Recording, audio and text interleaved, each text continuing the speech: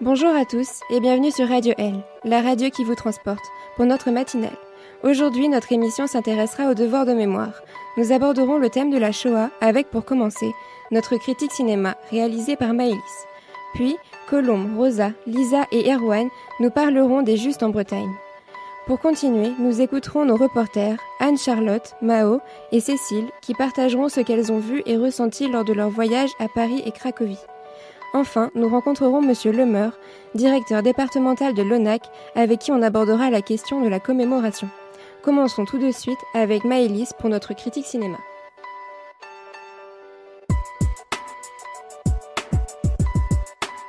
Le garçon au pyjama rayé est un film de Mark Herman paru en 2008.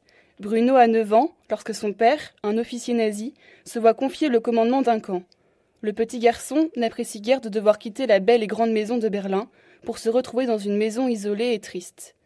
Dans sa chambre, il aperçoit des hommes, des femmes et des enfants, tous vêtus de pyjamas rayés, mais personne ne veut lui expliquer qui ils sont. Dépassant les interdits, Bruno part en reconnaissance et se lie d'amitié avec Samuel, un jeune garçon de son âge qui porte un pyjama rayé et vit de l'autre côté de la clôture. Ils échangent leurs histoires jusqu'au jour où Bruno franchit la clôture pour aider Samuel à découvrir ce qui est arrivé à son père, qui a disparu brusquement, tout comme son grand-père avant lui. Ce film s'adresse à un public de jeunes adultes. Les spectateurs y verront l'histoire d'un jeune garçon, confronté à un monde qu'il ne comprend pas, et les adultes une histoire étonnante, mettant en lumière de nombreux paradoxes. Petit garçon à l'innocence naïve, élevé dans un cocon confortable, symbole de l'aveuglement des populations face au génocide juif. Bruno surprend par son ignorance des événements auxquels son père, officier nazi de haut rang, prend part. La facilité avec laquelle les deux enfants peuvent communiquer au travers de la clôture du camp de Auschwitz est également déconcertante. Ces quelques invraisemblables donnent cependant du poids à ce récit sur l'Holocauste qui fait réfléchir et peut être l'occasion de parler de cette période de l'histoire. Un film poignant. Ce film est déconseillé aux moins de 12 ans. Nous recommandons également pour les enfants le livre Otto de Tommy Ungerer. Ce livre raconte l'histoire d'un ours en peluche, Otto, et à travers lui, la Shoah et la Seconde Guerre mondiale. Les parents pourront ainsi faire découvrir à leurs enfants cette période majeure de l'histoire. Néanmoins, de par la relative complexité de l'intrigue et certaines images modérément violentes, nous recommandons le livre pour des enfants de 5 à 7 ans. Nous allons aborder la question des Justes en Bretagne. Durant la période de conflit entre 1939-1945, différents types de résistance ont existé. Les Justes parmi les nations en sont un. C'est en 1963 que ce titre appelé Justes parmi les nations a été attribué. C'est une distinction civile décernée par l'État hébreu à des personnes non juives. Ces personnes ont risqué leur vie afin d'aider des juifs persécutés par les nazis. Elles ont procuré une aide véritable à des personnes juives en situation de danger. Aujourd'hui, nous comptons plus de 3300 justes reconnus et 14 Bretons ont reçu ce titre. Marie-Josse et sa sœur Elisa, deux bréochines, ont sauvé la vie d'un jeune garçon juif de 13 ans. La mère de Jacques a été tuée à Auschwitz. Il se retrouve seul dans un centre pour enfants juifs dont les parents ont été déportés. Marie-Josse connaissait la mère de Jacques. C'est pourquoi elle a réussi à faire sortir l'enfant du centre. Elle et sa sœur lui donnèrent de faux papiers afin de ne pas révéler sa véritable identité. Il resta caché de septembre 1942 à 1949 dans la maison des sœurs Josse à Saint-Brieuc. C'est en 2009 qu'elles ont été récompensées de leur acte en recevant le prix de Justes parmi les nations. C'est en sauvant des Juifs de la barbarie nazie que les Justes parmi les nations ont sauvé l'honneur de l'humanité tout entière. Avant de nous rendre à Cracovie et à Auschwitz, nous avons visité le mémorial de la Shoah à Paris, guidé par Alexandre. Le mémorial de la Shoah trouve son origine pendant la Seconde Guerre mondiale, avec la création d'archives visant à rassembler les preuves sur la persécution des Juifs, dès 1940 en France, et bien sûr dès 1933 en Allemagne nazie. Cette opération fut clandestine et débuta en 1943. Les artisans de cette immense tâche ont aussi réussi à récupérer des archives de la Gestapo et du régime de Vichy grâce à certains mouvements de la résistance. La visite du mémorial à Paris, il y en a un aussi à Drancy, nous a beaucoup touchés car il conserve des documents très intéressants et nous montre l'évocation des lieux émouvants. Nous avons vu le tombeau en forme de l'étoile de David, nous nous y sommes aussi recueillis. Enfin, le mur des noms dans la cour d'entrée du mémorial comporte les noms de 76 000 juifs et parmi eux 11 000 enfants déportés de France dans le cadre du plan nazi. Ce qui nous a le plus ému dans ce lieu a été toutes les photos des enfants juifs déportés réunis dans une même pièce. Dans ces photos, nous avons reconnu le visage de Simone Veil. Le mémorial de la Shoah est un lieu à la fois de recueil pour les familles et d'information, un lieu incontournable. Le Dictateur est un film américain réalisé par Charlie Chaplin en 1940. Ce film débute pendant la Première Guerre mondiale dans un pays imaginaire qui s'appelle la Tomania. En 1918, un soldat de Tomania, maladroit, joué par Charlie Chaplin, devient amnésique après avoir sauvé la vie d'un pilote de chasse nommé Schultz. Il est donc interné dans un hôpital psychiatrique pendant un certain temps, coupé du monde et ignorant que la Tomania est devenue un régime dictatorial et fasciste dirigé par Adenoid Hynkel, joué aussi par Charlie Chaplin. L'homme réussit finalement à s'enfuir de l'hôpital pour ensuite revenir dans sa boutique de barbier qui se situe dans un ghetto juif. L'homme ignore tous les événements politiques et il ignore même qu'il est le parfait sosie du dictateur. Il retrouvera Schultz à cause d'une altercation qu'il va avoir avec des soldats d'Hynkel. Celui-ci le protégera grâce à son rôle puissant dans ce régime. Arrêté lors d'une rafle, il sera accusé de comploter contre le régime d'Hynkel avec Schultz. Ils seront tous les deux emprisonnés dans un camp, mais les deux personnages réussiront tout de même à s'échapper.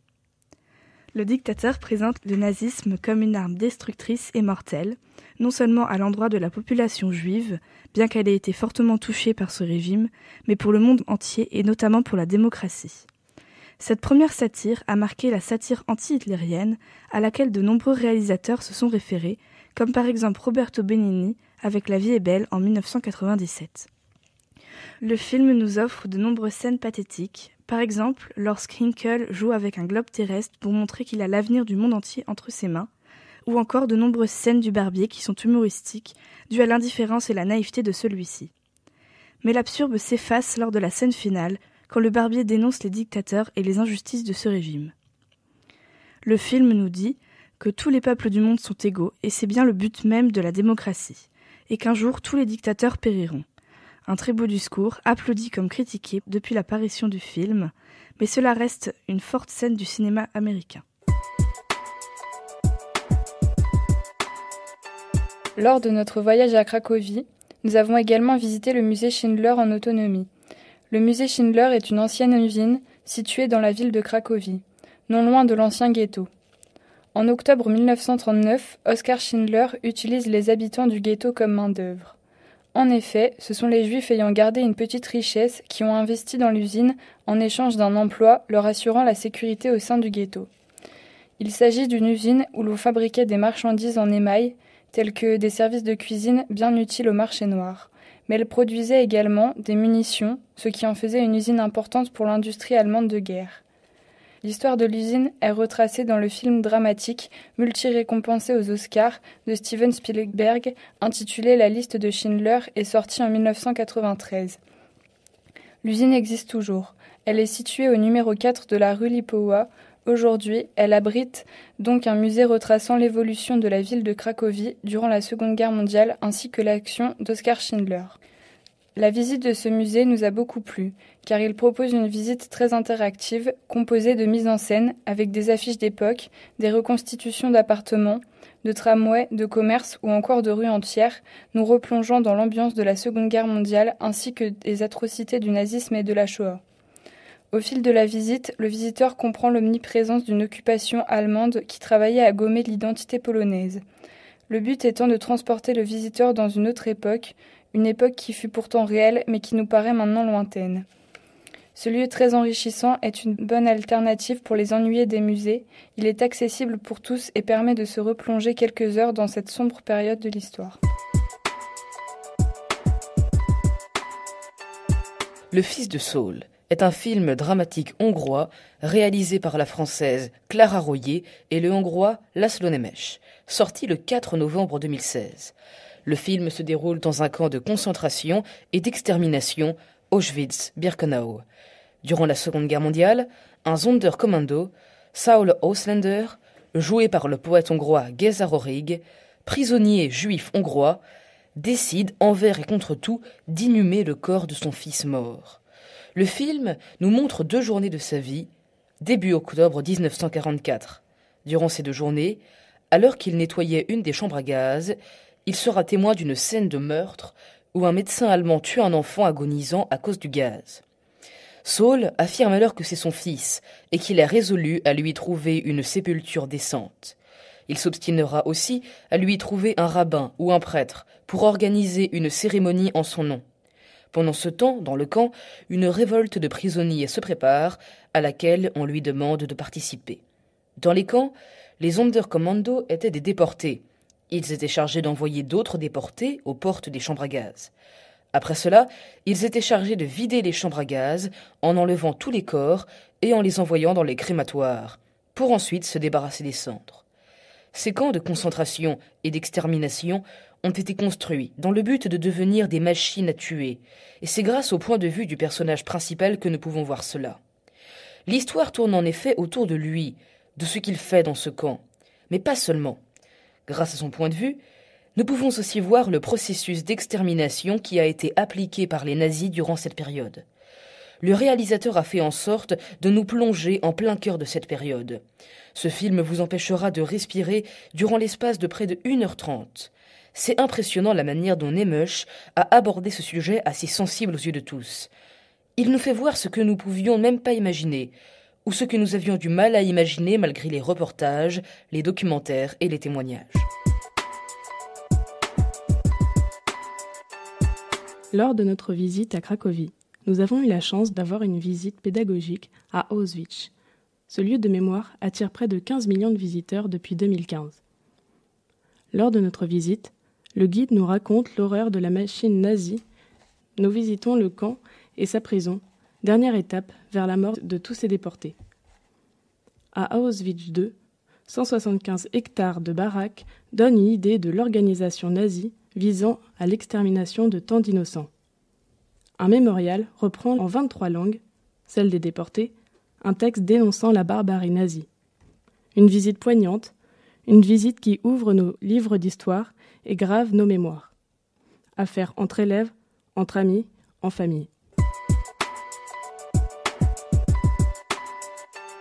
Nous avons l'honneur d'avoir aujourd'hui pour invité Monsieur Le Meur, représentant de l'ONAC, l'Organisation nationale des anciens combattants et victimes de guerre. Bonjour Monsieur Le Meur. Bonjour à vous. Bonjour, merci à vous, je suis très honoré d'être avec vous. Monsieur Le Meur, vous êtes directeur du service départemental des Côtes d'Armor de l'ONAC. Pouvez-vous nous expliquer ce qu'est l'ONAC, quel est son but, son histoire, ses moyens ? Alors, l'Office national des anciens combattants et victimes de guerre est un établissement public. Alors, son but, c'est la reconnaissance envers ses ressortissants. Ces ressortissants sont les anciens combattants, les veuves, les pupilles, les orphelins, les titulaires d'une pension militaire d'invalidité, les titulaires d'un titre de reconnaissance de la nation et depuis 1990, les victimes d'attentats terroristes. En France, ils sont à peu près 3 500 000 et dans le département des Côtes d'Armor, ils sont 35 000 ressortissants. Comment avez-vous été amené à entrer dans cette organisation et quel a été le parcours vous amenant à devenir directeur départemental ? Alors mon parcours est un petit peu atypique, c'est-à-dire que je n'avais pas fait les études dédiées, mais par contre j'étais très passionné par l'histoire de ma famille qui était militaire. Et j'ai donc contracté un premier contrat de 5 ans à l'Office national des anciens combattants du Morbihan. J'ai travaillé avec énormément de vétérans de la Seconde Guerre, de déportés, de résistants et d'anciens combattants d'Indochine, d'Afrique du Nord. Et des OPEX qui commençaient, cette génération d'anciens combattants commençait à pointer son nez, si je puis dire, vers la fin des années 90.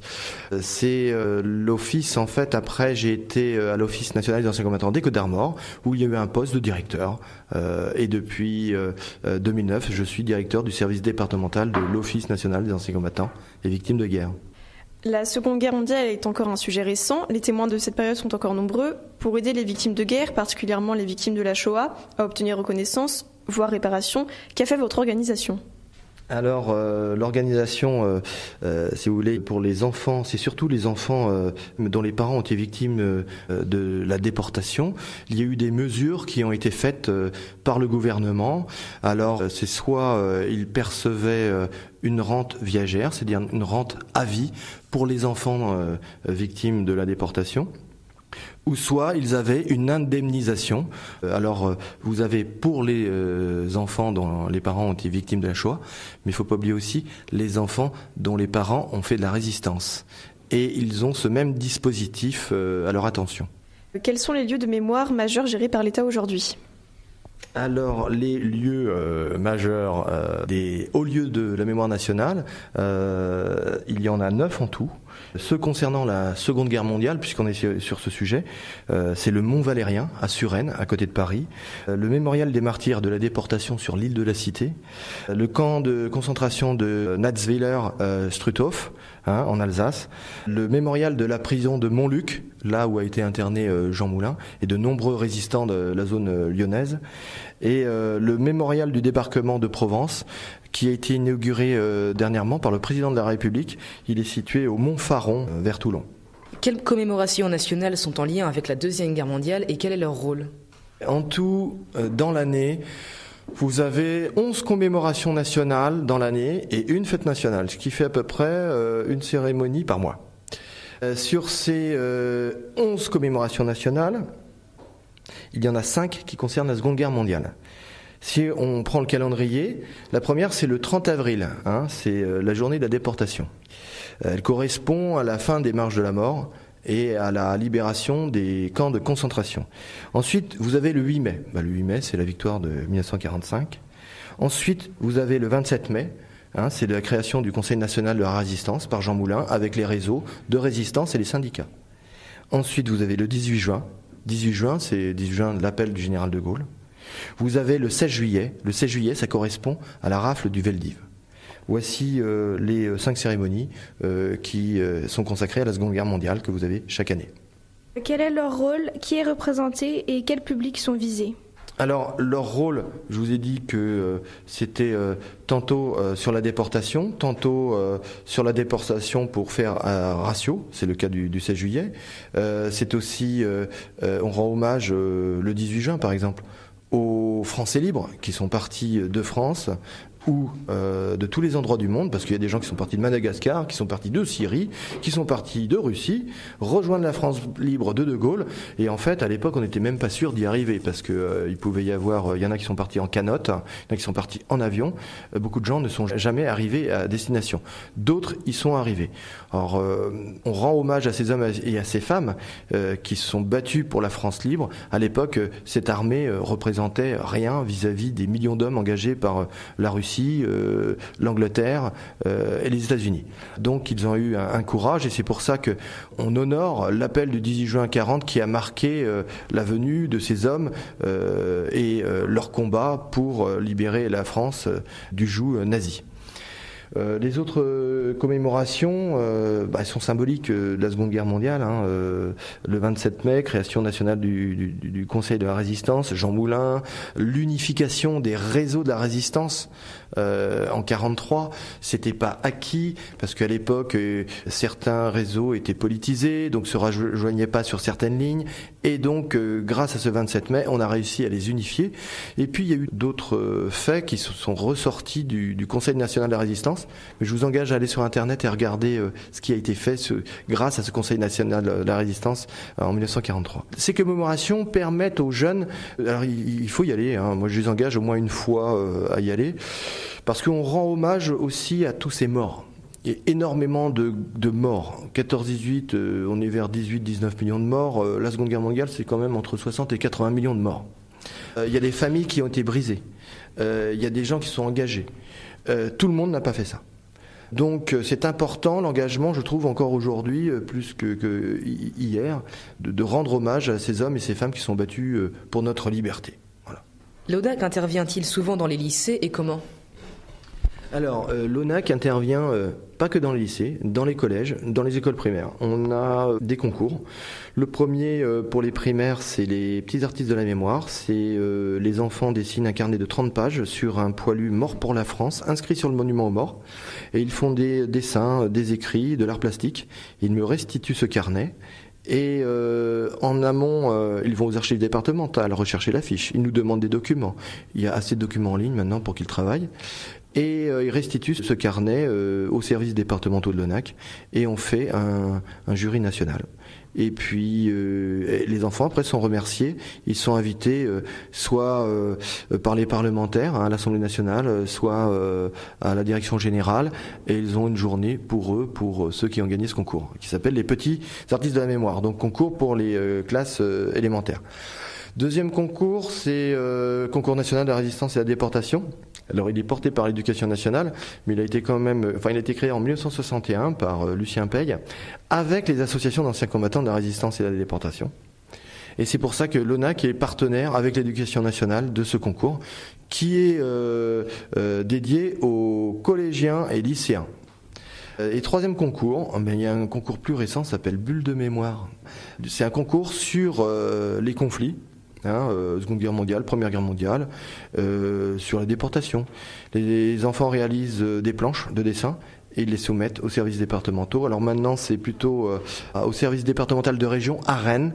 Et il y a un jury et on va élire le lauréat qui va gagner sur ce concours qui s'appelle Bulle de mémoire. Merci pour cette intervention. Pour conclure cette matinale, on peut voir que la commémoration est très importante et se fait de manière transcendante, notamment grâce au cinéma. Le 7e art permet de rendre compte de la vie lors de la Seconde Guerre mondiale via les mises en scène. Mais plus important encore que le cinéma, il y a les témoignages grâce auxquels nous prenons connaissance des faits. En effet, grâce au Juste par exemple, on sait aujourd'hui que les Juifs ont pu trouver de l'aide lors de l'occupation en France, notamment avant, pendant et après la rafle du Vélodrome d'hiver, dit du Veldiv, en 1942. On peut également ajouter que les témoignages d'anciens déportés ont été d'une aide précieuse pour la sauvegarde des camps, qui ont par la suite été réhabilités en lieu de mémoire que l'on peut visiter. Nous pouvons par exemple citer le camp d'Auschwitz-Birkenau que nous avions visité en mars dernier. C'est ici que se termine notre matinale. Merci de votre écoute. C'était Yann Bouguet sur Radio L, la radio qui vous transporte.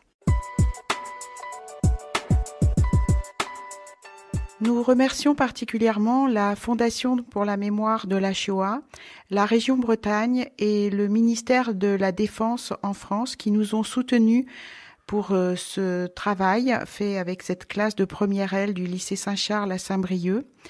Nous remercions aussi Yad Vashem qui nous a aidés à contacter les personnes qui pouvaient aider les élèves à travailler sur le thème des Justes en Bretagne. Merci au Mémorial de la Shoah qui nous a reçus et qui nous a accompagnés sur certaines actions de cette année consacrée aux Justes en Bretagne. Et merci aux professeurs qui ont encadré le voyage, Madame Alexis et Madame Martin.